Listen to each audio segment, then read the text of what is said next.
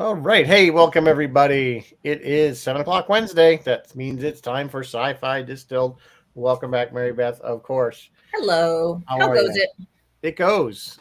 It It goes. goes. It's It hump day, so goes.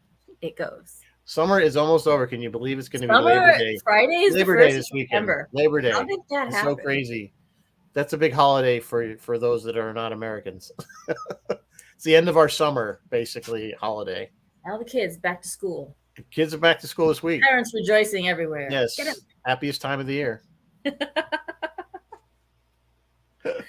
So today we are doing this is another Make Me Watch. We haven't done these in a while. So Mary Beth has never seen Hudson Hawk. I hadn't, and you chose this, and I had chose my this, and I don't know why I chose because I know a lot of people still have my do doubts. not like this movie. It is not well liked. I think it's got It a is 5 on- polarizing, and yeah, we will discuss why in we'll great discuss detail. why. So I'll discuss why I picked it when we go. But before we do that, I know you got a whole bunch of news. I have a ton of news, you guys. I have so much Star Trek news. Let me try to actually whip through irrelevant news so I can get to the Star Trek news. And we will be doing Ahsoka reviews tonight too. Tonight, guys, it's a super blue moon tonight. Super because it's as the moon goes around, it's the closest it gets to the Earth, and blue because it's 2 full moons in 1 month. The next regular blue moon is next year, but the next super blue moon is 2037. Speaking of the moon, go India. Last week, while we were sitting here talking about lower decks, India quietly became the first country to land an unmanned spacecraft on the moon's south pole. This is a historic landing in uncharted territory. They're hoping this area, scientists believe this area holds important reserves of ice, which to me just reminded me so much of For All Mankind. Do you remember on For All Mankind when Molly... They're looking for the ice, yeah. Molly was chipping away. She's like down on the thing and chipping away. I was like, oh my God, is that what they're doing? It's a big deal because really cool. It means there's sustainability. There could sustain a colony. Exactly. Without, because you get not only get water from ice, you can get oxygen from that water. Exactly. And fuel with the hydrogen. Which we do need to do For All Mankind at some point. I haven't done season 3 yet. Just probably. I don't know when they're going to release. Last I talked to Denise Okuda, she thought it was just going to drop around December of this year. But she didn't know for sure. So I'm thinking we'll probably do maybe either a pre one and then going into this is going to be season 4, right? Yes. So maybe we'll do a show of season 1 through 3, and then right before that would be fine because that's what I will have watched. I gotta catch up on season 3. I will get there. It's so good. It is just a really and it's funny because when I first saw the trailer for it, I didn't like maybe it was the nationalism in me that the whole thing about the Russians getting to the moon first. It kind of set me off for the whole alternate history thing. Yeah, but I watched it. And it really is a great show. It's a great show. So well done. And it's such a great take on what if. It's a what if show, but it's fleshed out way more than that.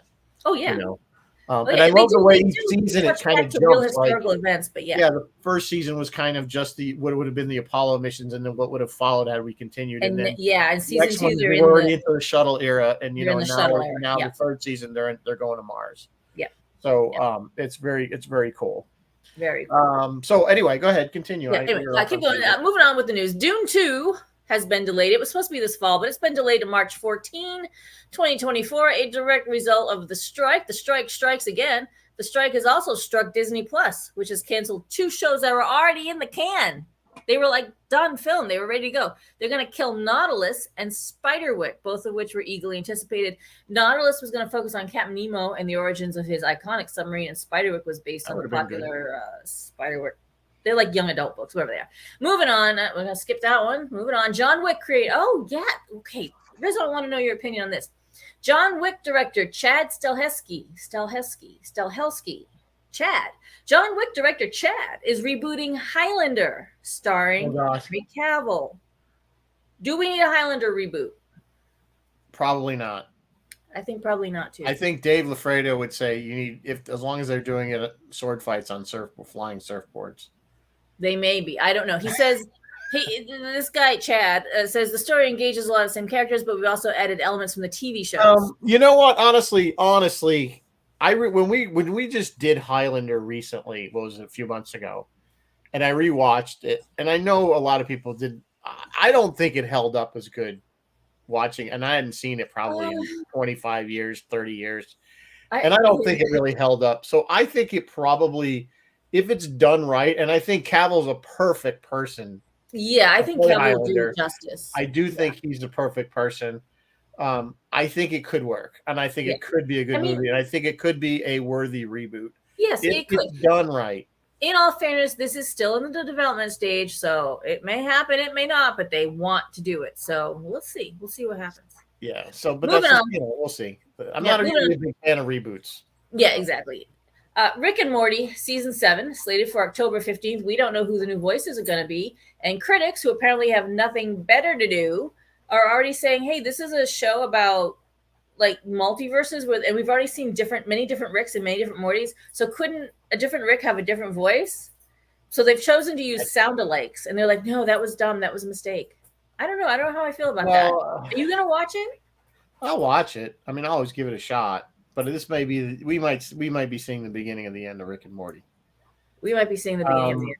People are saying, this was an opportunity to do like really creative storytelling. You have a multiverse. They could. You're right, and I see what they're saying. They could take this, make it an opportunity out of exactly. Make lemons, make lemonade, that sort of thing. Find and then you find someone with vodka and make cocktails. But and then you got cocktails. So it could work. I know what they're saying.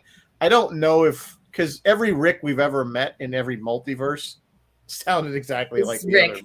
Other Same with Morty. Exactly. So, Rick is Rick. So yeah, so to say that it could be a different Rick in a different universe, come on. Yeah. So I don't know. Right. We'll see how well the voice. Sometimes they do a really good. And I don't know who's been cast yet, so we'll find out. So October 15th, we will find out. All right, let's do some Star Trek news. I have all kinds of Star Trek news tonight, guys. 8 days until Lower Decks, and of course, Star Trek Day is September 8th. On September 8th, 1966, of course, 57 years ago, the original aired, and September 8th, 1973. 50 years ago, the animated series aired. So, of course, there will be a special Star Trek Day program. It is hosted by Jerry O'Connell this year instead of Will Wheaton last year. Things that this will include a look back at memorable moments. They're going to pay tribute to Star Trek Discovery before its final season. They will, of course, commemorate 50 years of Star Trek animation, and I'll talk about that in a second. There's going to be an exclusive sneak peek clip from the upcoming 4th season of Lower Decks and more. Where can you watch this? Literally everywhere. StarTrek.com, Paramount Plus, YouTube, Facebook, Pluto TV, Mixable, some local CBS affiliates, Comedy Central. I mean, it's just everywhere. In addition, CBS will also broadcast the first 2 episodes of Strange New Worlds at 8 p.m. They're gonna so episode 101, which is Strange New World, and episode 102, which is Children of the Comet. So you can see that on CBS. And of course, the first season. You got to be clear on that. Yeah, first season. On broadcast. Yeah, on broadcast. Yes. Right. And there will also be, of course, there's always Star Trek Day merchandise with a 25% off site wide if you go. Nerds in a Barrel. Nerds in a Barrel. Star Trek Day. Okay, let's get to the animated part. Because this sounds a little more interesting. So they're celebrating their 50th. They are having their own kick-ass free, not that kick-ass, because I'll tell you why. Free screenings across the country. It's absolutely free. All you have to do is register. The day offers sneak peeks, surprises, free concessions, giveaways, and more. Huh? I'm sorry that I'm being licked, and I'm just trying to tell her that I'm busy. Let her lick. These screenings are going to be in Columbus, Dallas, Denver, Philadelphia, Phoenix, San Diego, St. Louis, Washington, D.C., Vancouver, Calgary, and London, England. Don't get too excited. I went on the website and looked to see if I wanted to see if there's one in Boston near me. There never is. And they were all already waitlist only. Like they're already full. So, but I will put the link in the chat if you guys are interested in trying to sign up. In other Star Trek news, moving on now, motivated fans took things into their own hands to save Star Trek Prodigy. So they've been buying media, so physical media such as DVDs and merch. On August 26th, they hired a plane to fly with the Save Star Trek Prodigy banner flying behind it. It flew over Los Angeles. It circled the Netflix offices on Sunset Boulevard and went to circle the offices for Hulu, Apple, and Amazon, which are all possible future homes for Prodigy. In attendance were like Prodigy cosplayers. Yay, that's great. But also co-executive producer Aaron Waltke. Aaron Waltke told reporters this is a huge boost to morale, and the powers that be are aware of the efforts. The fans are being heard, and this is making a difference. So I don't know, maybe Prodigy will get picked up. Banner campaigns like this have played a part in previous fan efforts. It saved Timeless. It saved The Expanse, which I didn't. Yeah, that's what I was going to say. It did work. Amazon picked it up. Of course, to compare Star Trek Prodigy to The Expanse. I know, right? It's not. There's no. Not in the same ballpark. And here's the thing. This was all raised and organized by a British fan, a UK fan named Michelle Stokes. She used a GoFundMe campaign. She raised $1,517 to pay for this flight. Flights are not that expensive. That's not a lot of money.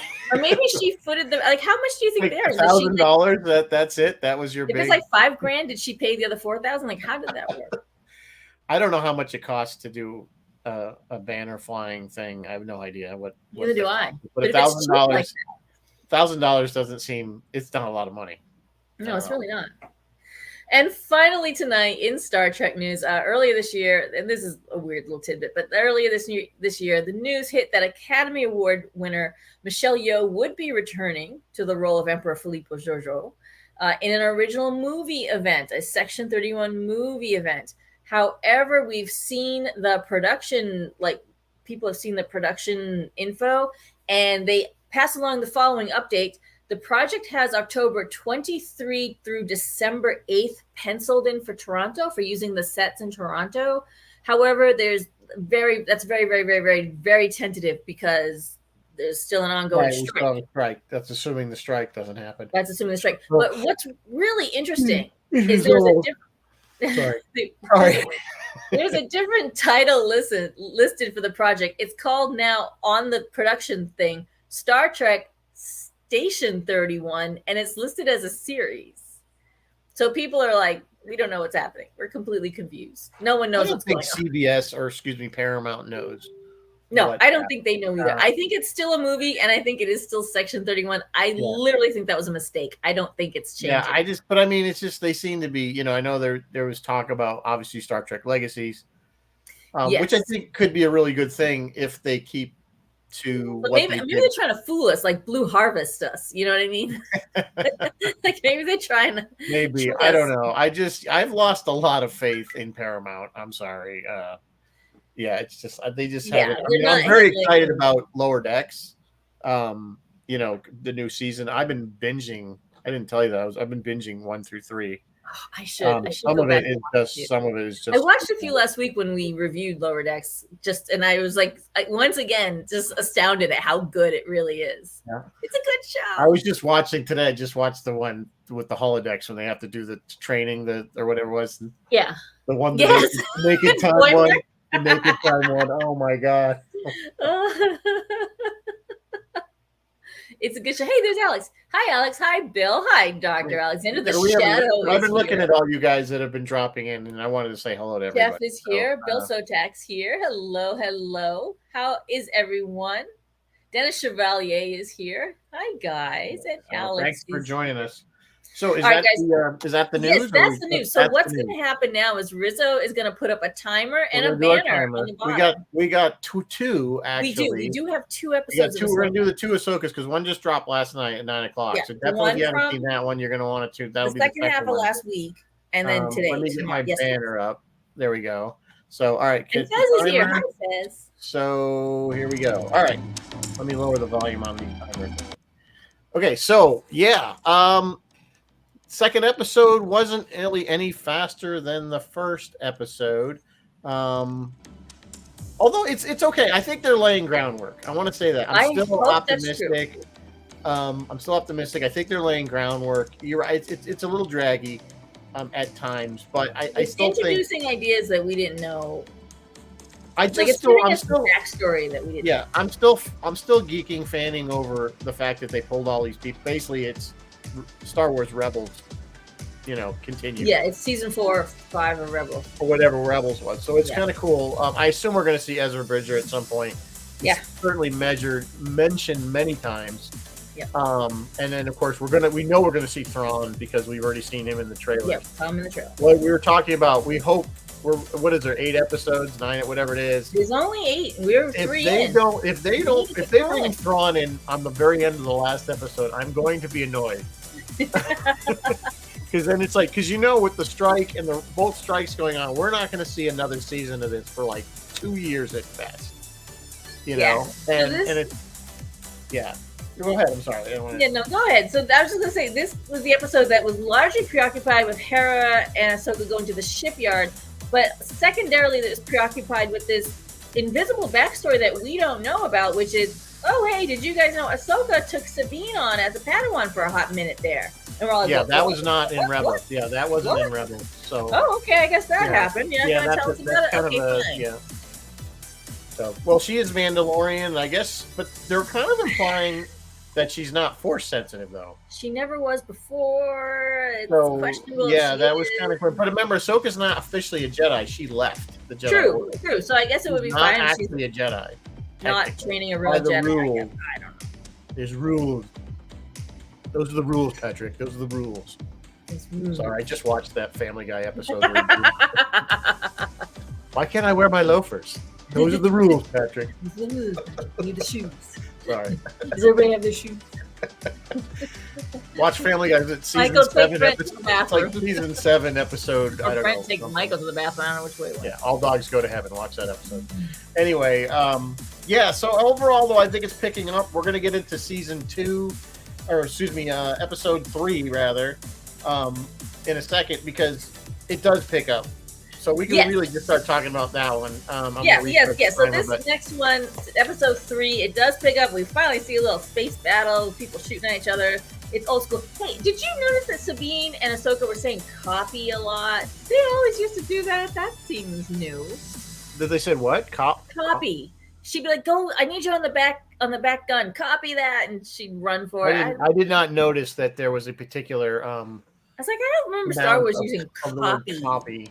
There was a lot of but there was a good space battle. There was actually some good sword fighting too, and then the cool space battle where the Ahsoka's ship is disabled and the fighters are coming after her, and she basically does a spacewalk and starts like fighting them with we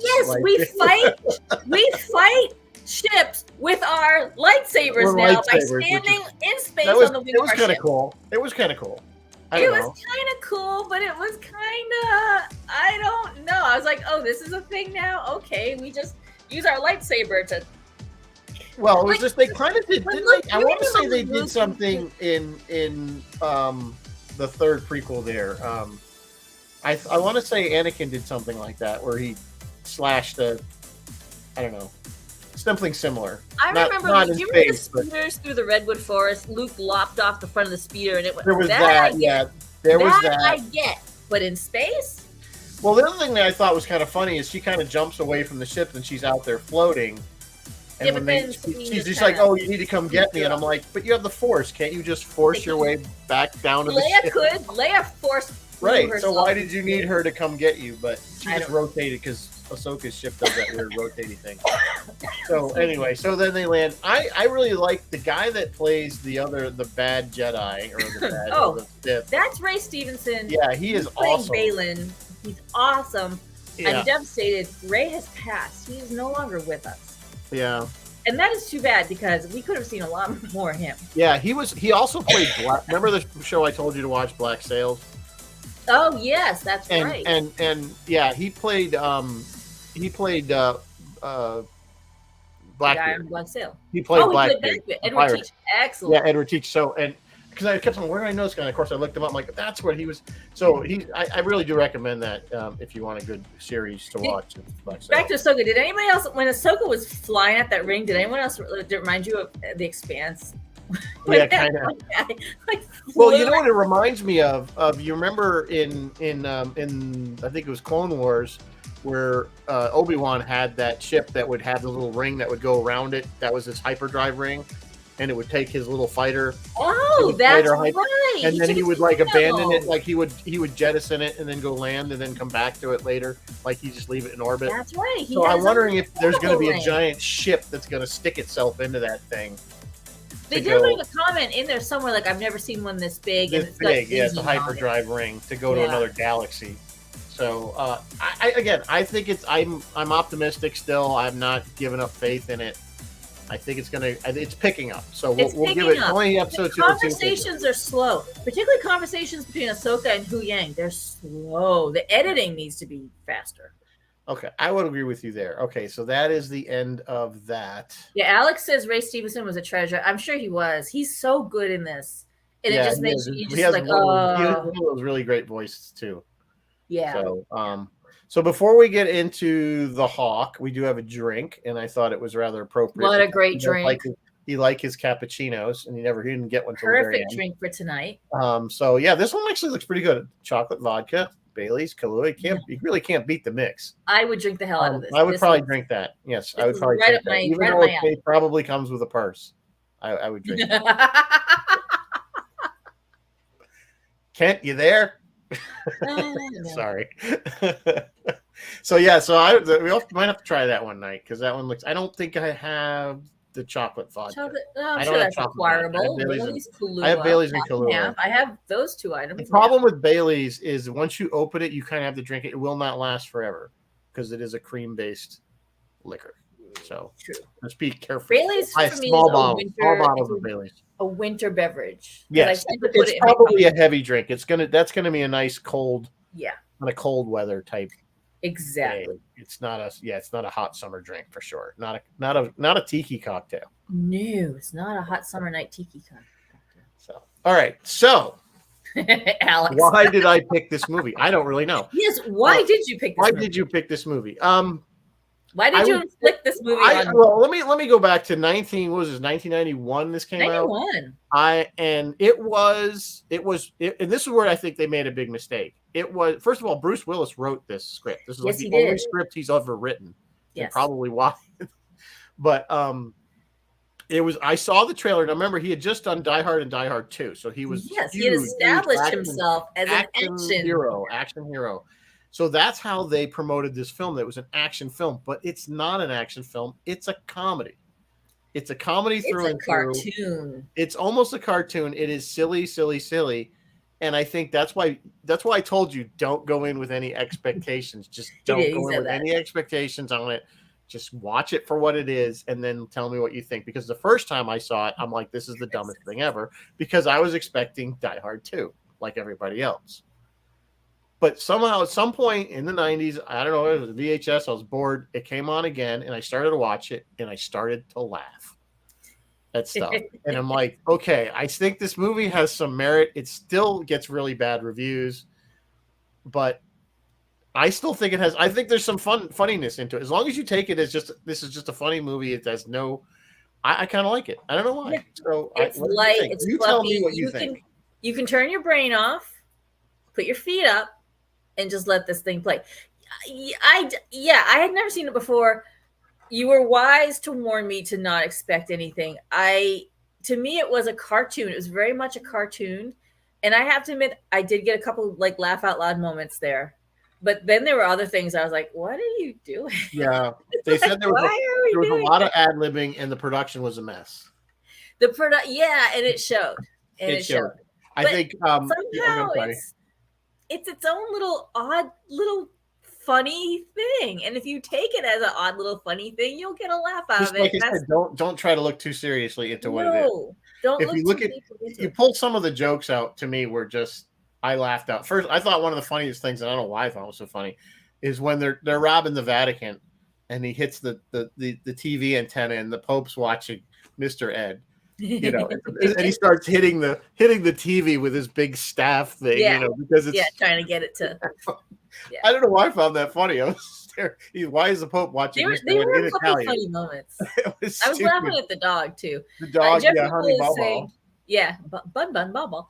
This is the only script Bruce ever wrote, just like Star Trek V is the only movie Shatner ever directed. I see a pattern here. Yeah, Jeff. Well, the thing, Jeff, with Star Trek V is that, and I think Bill will tell you this, Shatner, the budget was horribly slashed for it. Now, it's not a good script, but I think it got made worse. That movie got made worse by the fact that the studio just killed the budget. Yeah.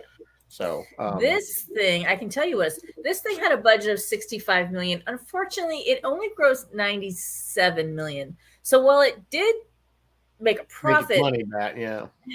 This is no, not. It didn't do well at all. Didn't do well at all. Yeah, and I think it's not partly because of the marketing.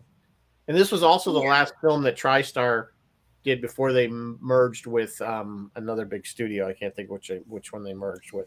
Yeah, I don't know either. That's really relevant, but it is a little bit relevant because one of the reviews I watched was like, this movie was so bad it killed TriStar Pictures, and I was like, it might have been they were in financial trouble before this. I don't know. They do still exist. TriStar still exists.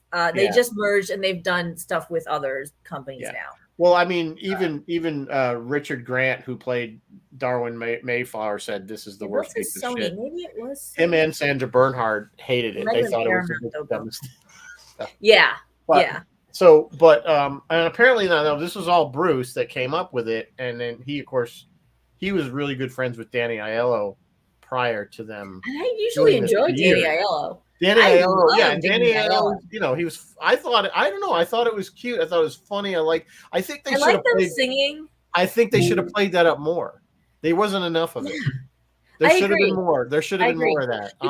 So the gags, the running gags were the coffee. They could have dumped that gag altogether. The singing, that was fine. Keep the singing. The big reveal about Anne, which is Andie MacDowell's character. She's Kawat Malat, right? She's a nun. I'm like, she's a warrior nun. She's a nun, yeah. That was the most interesting thing about the movie. Everyone likes a good, sexy nun. I mean, Okay. But I think some of the funny things I thought the scene where when he's on the gurney going down the highway across the Brooklyn Bridge, I thought that was funny. I don't know why, because he was saying when he had to go through the toll booth and he's getting change out of his pocket, so he throws them, those baskets, they don't even exist anymore. There was one line he was like, "How's my driving? 188, we're all gonna die," or something. I can't remember. And taken, I saw that in a clip alone, and that was hilarious by itself alone. But when you see it in the movie, you're like, "Oh, this is." I thought the fact that he pulled the chain out of his pocket to throw it in the basket, to throw it as he's whipping through, the arm would go up was funny. I don't know. Now that scene took 3 nights to shoot, so they shut down the ramp to the Brooklyn Bridge for 3 nights to shoot that. To shoot this, right? Yeah, but that's not. There was a different with a toll. There was no toll on the Brooklyn Bridge at that time, so that was filmed somewhere else. But there was no toll booth there during that time. I think there might be one now, but the funniest thing is I thought about it, I'm like, those baskets don't exist anymore. I remember Bill Sotak just right. Who under 35 remembers the coin toll machine? I remember the baskets. Throw the change. In the basket. Yeah. I remember those anymore. Everything's either Easy Pass or you got to just actually pay the. Yeah, I've got the thing stuck to my But here's the thing: is Bruce? The movie starts out so serious. He's getting out of jail, and they're playing it really, really straight. So then later on, when it starts to get a little weird, you're like, what the hell is happening? And Bruce pulls some absolutely cartoonish faces, and they bother to stop and hang on his face for several moments to see this reaction, and then back to the action. It's weird. This whole thing is just weird. It's a weird movie. I don't, and if people hate it, I get it, but I'm only defending it because I think it has some merit. I don't think it's as bad as people give it, because I think people were like me. They saw it, they didn't like it because they didn't really get it, and then they never went back and watched it again. Yeah, I'm not gonna lie. Back in the day, I probably would have never given this a second thought. Now that I've actually bothered to look stuff up about it, and I realize, oh, okay, that's what they're trying to do. I kind of like the premise. It's basically it's a thief movie. It's about stealing stuff. Kind of a thief. It's kind of a murder movie, but it's also this weird, the whole thing with Da Vinci and the gold machine and action. Yeah, and then there's this weird little alchemy, so it's not quite science fiction. Yeah. It's very cartoony. They even had cartoon sound effects. There was that one scene where he was trying to punch him, and Bruce was like going back and forth. Body it was very cartoony. And then we've got our naughty nun running around. I mean, it's got James Colburn in it. That's It got has got James Colburn. It's got to have some merit there, right? Let's stop right now. Let's just talk about this cast, because the cast was very interesting, and there's some very interesting characters. David Caruso's in this thing. James Coburn, like you said, come on IMDb, come up faster. Danny Aiello, who I absolutely adore. Bernhardt, where's she been? I haven't seen her since the 90s. Yeah, Richard Grant, who's gone on to do like a million things. You guys, if you don't think you know him, you do know him. You've seen him in something. He's everywhere. He's tons of stuff. Sandra Bernhardt, we haven't seen her in a hot minute. Who was the other one I was going to point out? Oh yeah, David Caruso. Way before he did Jade. And he plays Kit Kat, and he's the one, you guys, at the he never talks. He always has a card pre-printed. That's right. That's the thing. See, I'm the antithesis. That's his whole shtick. And at the very end, when he dies, or something was going on with he gets shot with the cross. He holds up the card to Andy McDowell. He's like, I always liked you. I always liked you. Like, it's just so. And then the guy that plays Butterfinger, he's like the Butterfinger, yeah. And they left, and he's laughing. So they're all on the couch, paralyzed, and Butterfinger. I don't remember what was going on. No, Butterfinger wasn't the one that died there. He died. He got shot with arrows. Yeah, but when Bruce and Danny Aiello are on the couch, paralyzed, Butterfinger's behind them laughing. Yeah. That was an outtake. Like, that was not in the script, but they just left it in the movie because it was so funny to see him back there laughing. I don't remember why. I don't remember exactly what the scene was. Oh, they were paralyzed because she had used some kind of curare on them. Then they were paralyzed from the neck down. So that was kind of funny because Bruce had his arm up like this. So when he got shot, he was supposedly stuck like that. So he's like, and he could do, and then he's trying to fight them with the neck. It's like, come here, I'm gonna get you. And what was Butterfinger's name? His name is Andrew. No, that's not true. Yeah, Andrew Bernarski. Andrew Bernarski. Yeah. I don't know what else let's see what else he's been in. I did all roads for this. Not a road in sight. Like, there was like a couple stuntmen and a few other things, but honestly, yeah, he hasn't done a lot of stuff. That Almond Joy did go on to do Orange Is the New Black and a few other notable things. I don't pronounce her name. Sure, butchering it. But yeah, so the cast overall was good. I know. Andy McDowell was a last minute add-in. They had a couple of. Yeah, it was also Madonna. It wasn't. I forgot who they had. It was Madonna. Was Madonna supposed to be? I think it was Madonna was supposed to play the naughty nun, and then she couldn't make it, or so I don't know what the schedule was. Isabella Rossellini was originally cast as Anna Baraglia, and then it was delayed, so she had scheduling issues, and then it was recast to Marshuka Dietmers. I can't even pronounce. I'm terrible. No idea who that is. Okay, but she had to leave a few days before shooting because of problems with her back. So, and at the last minute, they replaced them with Andy McDowell. So that's how that went. I didn't say anything about Madonna in there. The other notable in this cast is, I could have sworn it was Madonna. Maybe, see, I listened to other YouTube channels and they could get it wrong. You never know. The other notable person in this cast was Frank Stallone. That's Sly's brother. He was in there as one of the Mario and whatever Caesar. Jeffrey was asking, is this like Buckaroo Banzai weird? And Bill is saying Buckaroo was weirder. Maybe. I don't know. Buckaroo was better. More comedy. Although Buckaroo was kind of funny too.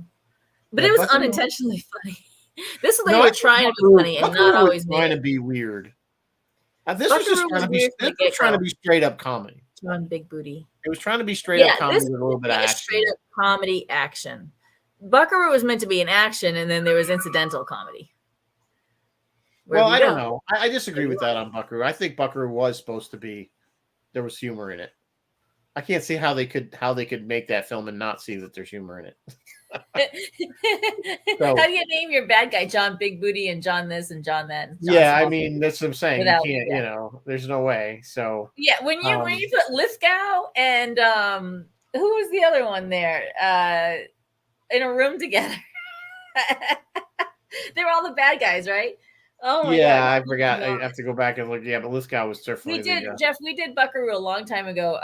Mike, and Denise Okuda were very Yeah, they instrumental. actually were on. Go back and go way back to the Go beginning. way back, like scroll back, you'll Way find our back to Buckaroo like episode. 3 years ago, and Mike Yeah. and Denise Okuda came, and Mike and Denise Okuda, they actually got together. Part of their together story is the Overthruster. Yeah, the Overthruster. Denise And came which you into the can art department see- at Star Trek, and Mike had an Yes. Overthruster, and he wasn't there. And she asked, "Who's the guy with the Overthruster?" Yeah. And that's how they got together. And they will tell you that the Overthruster makes an appearance a lot in Star It Trek. does. And you want to know one place when they're in the when Riker and who went with them? The Phoenix. Yes, the Phoenix. Thank you. And they're going up with Zephram Cochrane there. Yeah, Look the behind them, Overthruster's right in the on the back, thing yeah. behind them. There are oscillation over. Yeah, Mike sticks his Overthruster everywhere. That just sounds The dirty. Overthruster is everywhere. It's even on the cover of his encyclopedia. Yeah. It's there.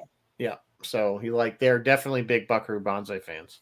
Jeff Rubel, looking at screenshots, Sarah Bernhardt. Yeah, she had a moment in the 80s. She was everywhere for a hot second in the 80s. She was the it girl for a minute. And then she's not attractive. She's got a really had a weird bod on her. She's very weird looking. Had a bod on her, and if you look at that power when she's sitting there singing, "I've got the power." Yeah, no, yeah. Look at her legs go for days. She was always legs comedic. Yeah. Actually, that character was she added. was a comedian. She was never meant to be, No, she wasn't. She character never was styled added. herself as the sexy leading lady. She was a comedian and knew it. Absolutely. Yeah, her character was added late in the production. It was originally just going to be a single male villain. Yeah, I don't know why they and then they were going to get Katharine Hepburn to do. Oh, that would have been funny. Be a female villain. He could have played like his mom. Darwin's it was Richard Grant, and then they added Sandra Bernhard. Yeah, we know Jeff. Ironically, Richard and Sandra became really good friends as a result of this movie and are still friends today. Oh, are they really? Oh, that's awesome. So, and because they were the two on the set going, this movie's a piece of shit. It's a mess because the whole production was a mess. Richard Grant, some fan walked up. I love Hudson Hawk, and Richard Grant was like, "Why? You idiot! Why? Yeah, why do you like this movie? Why do you like it?" I think it was actually his character. Yeah, go ahead. It was Mark Kermode. I don't know who that is, but that's the one who told him, "I love this movie." And the guy was like, "Why? He's just a podcaster, I guess."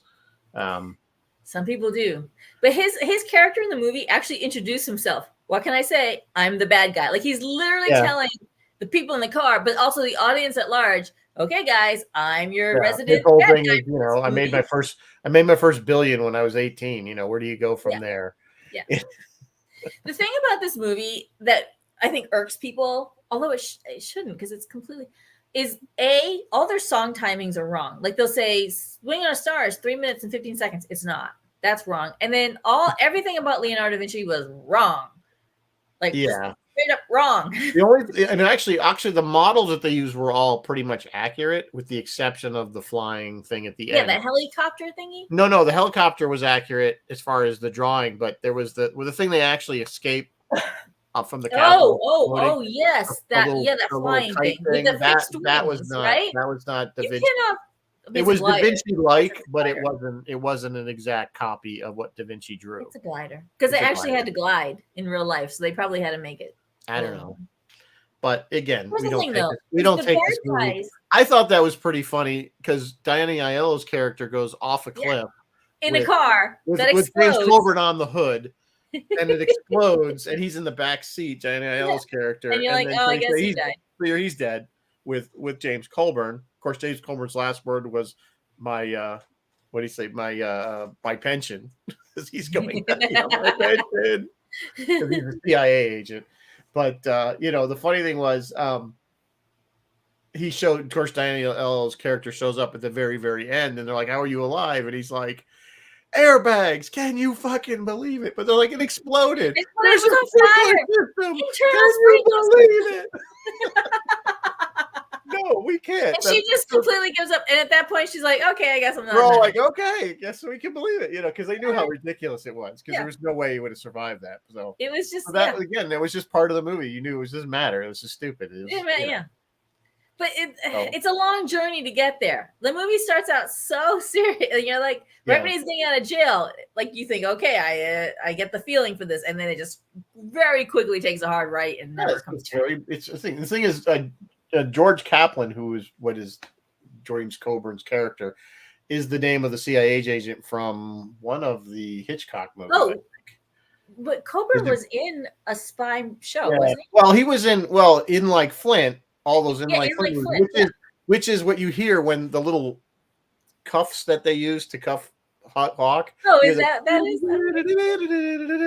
that's all from all those movies. Those in like Flint that's funny. And all those, that they use that tone. That was like his phone or something. And they use that tone. Actually, I think it was also in Mike Myers there. Austin Powers. Yeah, Austin Powers used it too. Again, as a tribute to the Flint movies. Okay. Interesting. So yeah, that was one of the things. I recognized that right away, actually, when I saw the movie and I heard that tone. I'm like, oh, that's from In Like Flint. So anyway, it's. I know it's not. I don't know. People are like, why did you pick this movie? And hey, I'm just trying to keep you all on your toes. Yeah, we are definitely on our toes. On our toes. We're on our tippy toes. Did you like it? Did you like it or did you not like it? I talked to. So when I'm yelling at the screen, when I'm like, what are you doing?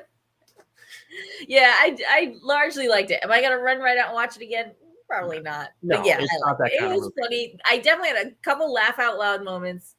I kind of chuckled at the Mona Lisa gag. They were he didn't paint her teeth because she had like horrible teeth. She had horrible teeth. I laughed at those stupid jokes. I don't know why. They were stupid, but I still laughed at them.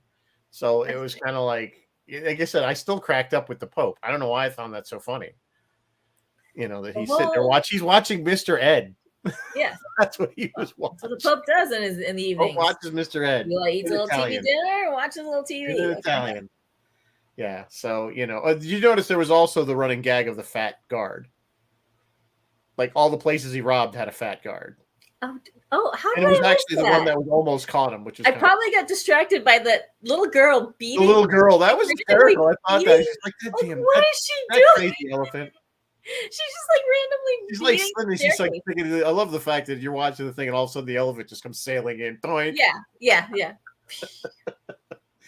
He goes, that crazy elephant. Yeah, I thought it was pretty good. Of course, they should have had him steal because he didn't steal the last piece. Here's the thing: is he from the Louvre. I love that. That one gag was from. She goes from the Louvre in Paris. You mean from the Louvre in Milwaukee?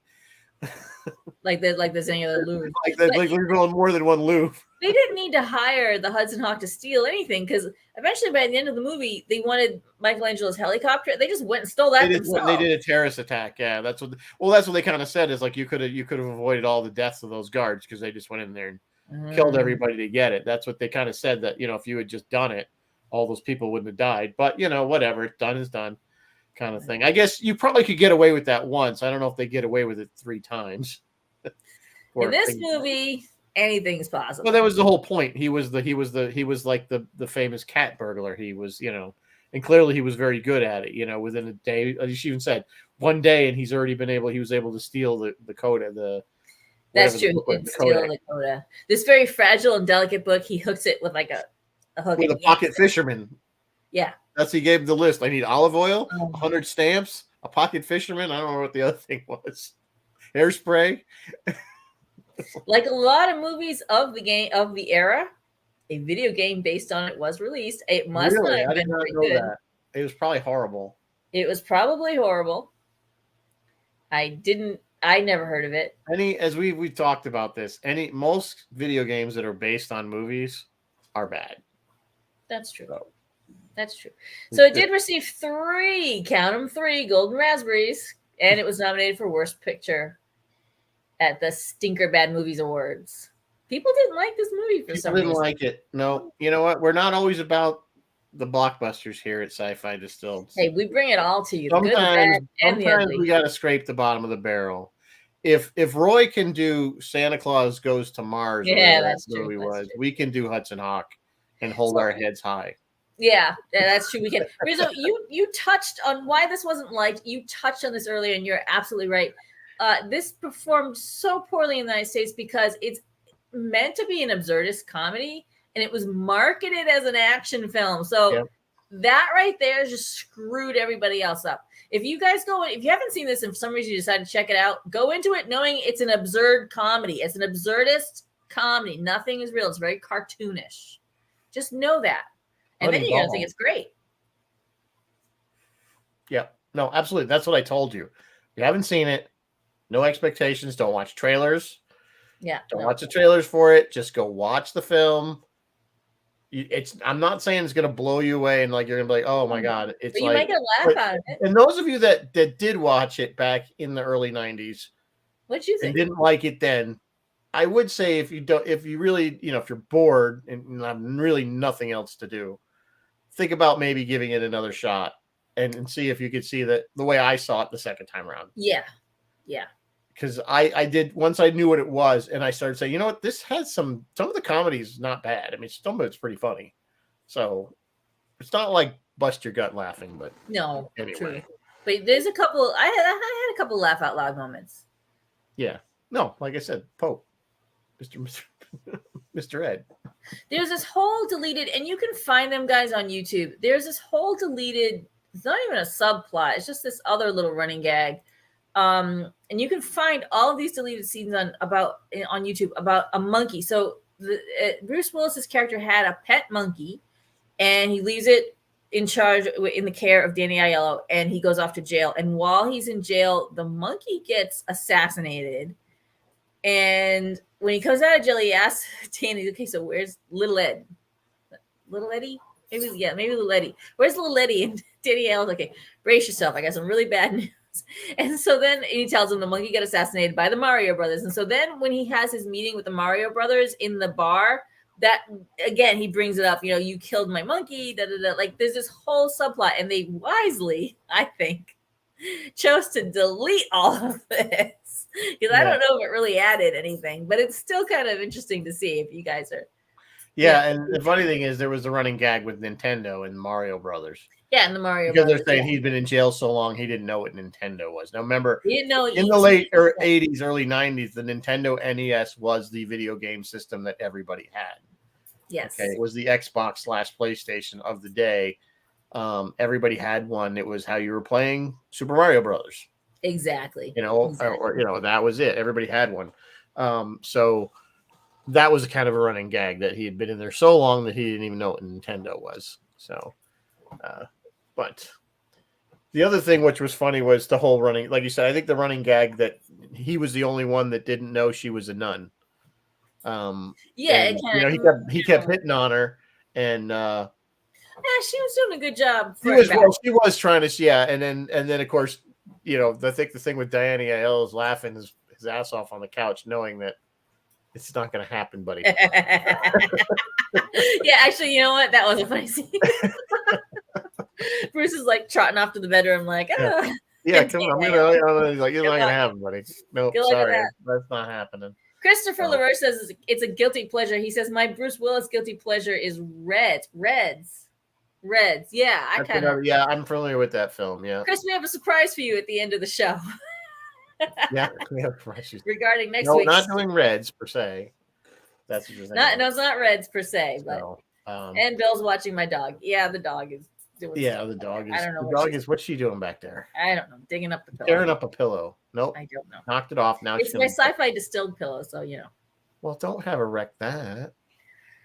Let me grab it. I have my sci-fi distilled Eat Here Get Gas shirt on today. So I got my sci-fi, old sci-fi. The old, that's the classic. That's the classic. That's the classic logo. Classic logo. Stuff. Pretty soon there'll be another sale. Still available online, folks. Yeah, I know. I haven't gotten a sale thing. I have to go check, see if there's anything. Christmas is coming. Christmas is coming. Or it's already Labor Day. It's going to be September 1st. I said this at the top of the show. It's going to be Friday, September 1st. Can you believe it? I cannot, actually. I cannot believe it. I know. Where did our summer go? Where did our summer It go? flew by. Like We're still reeling from Ticonderoga. I am kind of still reeling from Ticonderoga. I spend most of the year in dread of Ticonderoga, and then when it's over, I'm like, my question about Ticonderoga is how much repair work did James have to do after Jonathan? I don't know. I need to ask. I don't know. He went through there like a freight train because I swear he was purposely trying to break stuff. Oh, he was looking for stuff, and I don't know. You heard about him slamming the chair back on the table, I heard the whole story. Yes, I heard he was breaking stuff off the captain's chair. He was I saw. He was pretty rough. He was rough with the captain's chair. He was really rough. Looking to be entertaining, or if he was bored with the whole thing. I don't know what was going on there, but probably. Well, it's none of my business. But he was funny. He was funny. He was great on his live on stage. If people that didn't get to see him, he was really entertaining. I mean, the first thing he did was go out and sit in the second row, and James is on stage, and he's like, "Go ahead, do your thing or whatever." Like he was going to be a part of the audience, and so, but he was pretty funny. I hope he comes back because I just think people loved him, even damage aside. I hope he comes back too. We do love him, damage aside. Chris is saying we're all still roasting down here the sick bay table. Did he break the sick bay table? Chris, you're not in the path of the hurricane, are you? No, he's on the East Coast. Well, it's gonna go right. Actually, it changed. And he might get it from the backside. That's true. Yeah. So of course, anybody obviously in the past of is it going north of you, Chris, or is it gonna? It looked like it's gonna go come up around Tampa Bay and then go straight across, and then I think up into the Carolinas a little bit. I think it's going to go up. It's supposed to go back through like a curve. Thank you, high pressure system from Canada. Yes, one of the projected paths made it look like it was going to just curve. No, the last I saw, it's curving and going back south out to the Atlantic. And Chris says, "No, I am safe." Good, I'm glad. Well, good. And we want everybody, of course, regardless of where you live, but we hope everybody's safe in this thing. Bill says, he was. It's not affecting New England at all. Yeah, not this time. Not this time. So Bill's saying he was swinging the captain's chair and James was going to have a heart attack. Yeah, but you know what? Cost of doing business the way I look at it. But then again, easily repaired. I'm not the one that has to prepare it, so I can say that. So all right, shall I say what's coming up? I don't really have a lot else to say about this movie other than I just thought it was a fun one, something different to do. It is a fun one. It was very different, very, very different. And thank you for kind of warning me going in, because I think I would have honestly, especially the way it started, expected the typical Bruce Willis action. And that's I think what really, really gave it its bad rap was people were expecting Die Hard 3. Yeah. I mean, I really was not expecting it to go quite as cartoony as it did, but you know what? I'm down for a little absurdist comedy. Sure, why not? There you go. So, what does Roy and Phil and other parts? And Phil is trotting out the new fall schedule over there at WUSB Stony Brook. So he's got a couple things going on. He'll do a live broadcast from the Bradstock Music Fest on Sunday. I have no idea what Bradstock is. And then on Friday, he'll be previewing music from bands that are performing at Prog Day in Chapel Hill, North Carolina. That's a progressive rock festival. Roy, I don't know if he has anything this weekend, but on Friday, September 8th, that is Star Trek Day. And I know you Canadians say it's the 7th, but here in the States it's the 8th. So Roy's Tie-Dye Sci-Fi will have his 200th episode celebration on Friday, September 8th. And because it's Star Trek Day, they will be doing the Menagerie. And it sounds like it's going to be one of those episodes where we can all join in if we wish. If Roy's coming up on his 200th, we must be coming up. We got to be close somewhere in there. I don't know. I don't keep count like he does. Although maybe not. Maybe we're coming on our 100th because he does twice a week. That's true. He does too. Yeah, he's at least twice as many as us because can I help you? Yes, I'm busy right now. Thank you. My dog. She wants to be on the show. I know. She does this every time I'm on a call. Something. Oh, hi, Martin. Where were you? Hi. Anyway, yeah. So, we should probably do something. Maybe we should do something for Star Trek. We absolutely. It's the 6th. We'll be on. Today's the 30th. Next week will be the 6th. We're going to do Guilty Pleasures next week, but we could push that a week and do something for Star Trek. We probably good because we have another. What we're going to be doing, and I need time to work on is we're going to work up. I'm calling it quote Jeopardy. Jeopardy. We're gonna get a group of people on here, and we're gonna we're gonna do it like Jeopardy, so many points for in different categories, and I'm gonna come up with a list of movie quotes from mostly sci-fi. There might be a few that are more not necessarily sci-fi, but they might be cult films, and see who can win the big prize of nothing. You guys can all bragging play. rights is all you win. We'll figure out how to do it. He has some great categories lined up, so now we just need to.